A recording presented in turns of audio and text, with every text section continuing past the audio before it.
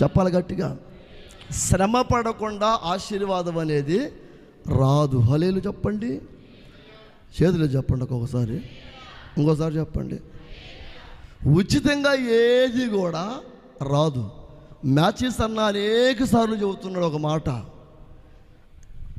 పేదరికం అనేది ఒక మనిషికి అనేక రకాల పాఠాలు నేర్పిద్ది అంటున్నాడు. పేదరికం అంటే కష్టాలు, పేదరికం అంటే ఇబ్బందులు, పేదరికం అంటే నష్టాలు, పేదరికంలోనే ఒత్తుళ్ళు ఉంటాయి, బాధ ఉంటుంది, కన్నీరు ఉంటుంది, వేదన ఉంటుంది. ఇవన్నీ అందులోనే ఉంటాయి.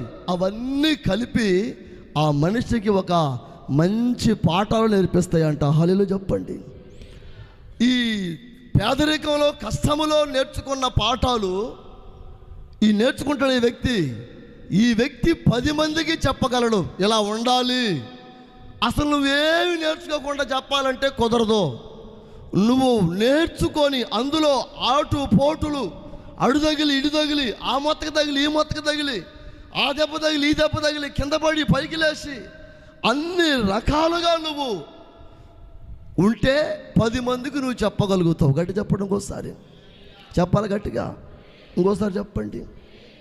ఇప్పుడు ఆశీర్వాదం రావాలంటే ఊరికే రాదు. అది ఆశీర్వాదం రావాలంటే ఖచ్చితంగా శ్రమలో అనుభవించాల్సిందే. ఆ శ్రమ నీకు ఆశీర్వాదకరంగా మార్చబడింది.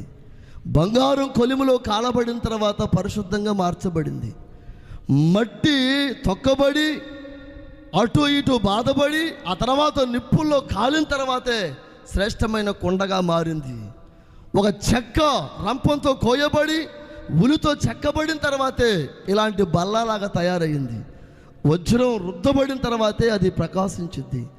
రాయి శుద్ధితో ఉలితో దెబ్బలు తిన్న తర్వాతే అది ఒక అందమైన శిల్పిలాగా మార్చబడింది. నీవైనా నేనైనా కష్టపడకుండా పైకి రాలేం. కష్టపడితేనే నువ్వు పైకి వస్తావు. హల్లెలూయా చెప్పండి.